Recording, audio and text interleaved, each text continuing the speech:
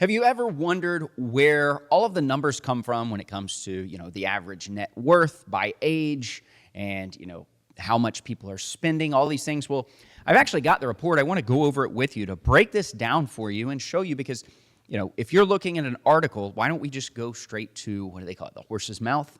We could do that. If we haven't met, I'm Eric with Jazz Wealth Managers, where we don't just invest your dough, we like to educate you on your dough. And so check out this report right here. This is the Bureau Labor of Statistics, the U.S. Bureau Labor of Statistics.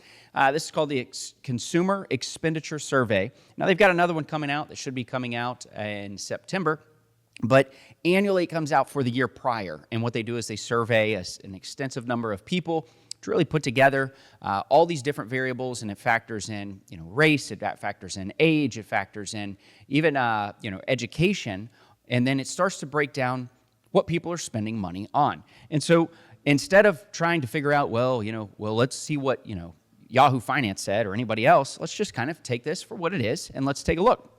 And so if we're looking at this chart right here, you've got income before taxes, income after taxes, and age of reference person. So if we're looking right here, the average age is 51.8. And so with 51.8 income before taxes, $87,432. Income after taxes, now this is the mean, $78,743. Now look here, under 25 years old, 25 to 34, it breaks it all down. This is exactly what you're seeing when you're looking at one of these articles, and it's saying, well, what's the mean income of somebody? Well, based on this right here, $46,046 under 25, $84,000 right at 85 if you're 25 to 34. It goes up, it looks like the highest earners are 45 to 54 with roughly 120,000, but then it starts to trickle back down as people probably are getting ready, to retire depending on the age there. And so income looks like is the lowest at 43,538 if you are 75 and older. So maybe be nice to your grandparents. They don't have much income coming in. Maybe they got money in the bank though, right? Hit them up. And so, so right here though, if we're still looking at the entire report, you've got some different stats there with everything. This one's interesting, education of the reference person. And so if we're looking here, we go back up to the top at 25 and under is the first column. There's nobody it looks like that's finished, not finished high school in this, or not finished elementary school, at least in this scenario. So 2% of people in elementary 1 through 8, 3%, 3%, 4%, 3, 4. High school, you can see here, and then college is a big one.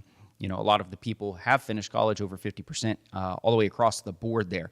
And so let's look here at food. Food is a big expense for a lot of people. Now, we have went through this weird time in America with inflation and all of these things where this report might be slightly off because in 2022, things continue to get more expensive. But this gives you a good breakdown to know, hey, am I spending a lot more than most people, or am I making a lot more than most people? You can really factor all of this based on this report. And so with this right here, if you are under 25, $5,566 a year in food. Now this goes and breaks it down for every single age. Let's go up here again and get the age column. Let's go to the 44 to 54 age range. So wanting to look at there, 44 to 54. It looks like that's $10,619. And, calculate that up. I know food, like I say, is expensive. Now, this actually breaks down as well, food at home. Cereals, some people are like, well, am I eating out? Am I spending too much eating out?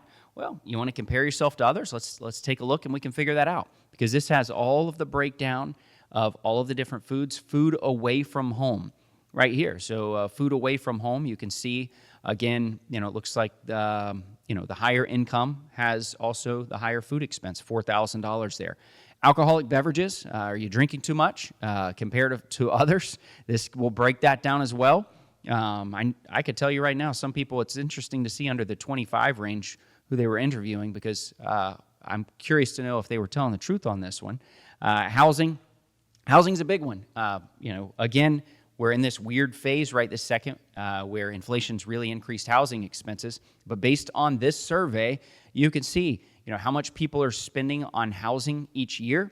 Now, also, if you're renting, how much is rented dwellings, how much you're spending in rented dwellings and different things there. Then it breaks down fuel. All right, so, there's so many different variables here. And the last one I really want to show you is just source of income. So we could go through all of these. Healthcare is a big one for the retirees. You can think through how much am I spending on healthcare each year. That's where our software that we show, Nest Egg. Some people are like, well, where do you get this data? Well, we can get it from reports like this to really figure out what is the average expense for healthcare to help calculate that for the retirees. And so looking here, if we keep scrolling to sources of income. So if you can look right here, sources of income, wages and salaries. The majority of that's going to come from wages and salaries up until 55 to 64. It starts to fall off. Obviously, over 65 and over 75 is going to be much lower wages and income because a lot of people are retired at that point. Then, if you look over here, Social Security, though, is much higher for somebody that is 75 and older. And so you could break this down to figure out what's going to be best for you. I just wanted to show you that, really to help you to determine, am I doing the right things with my dough? That's what we like to do here at Jazz Wealth, make sure you're doing the right things with your dough. So I'm going to put this link below so that you can make sure that you can actually reference this too if you want to help yourself to figure out how you measure up against your peers. If you're looking for an advisor, somebody to work with you on your dough, you can reach out. You can check us out, jazzwealth.com. We'd be happy to help you.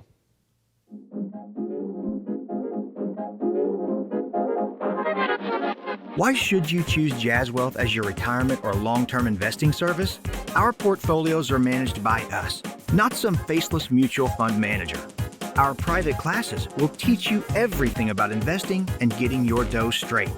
Best of all, our fiduciary standard means your best interest comes before ours.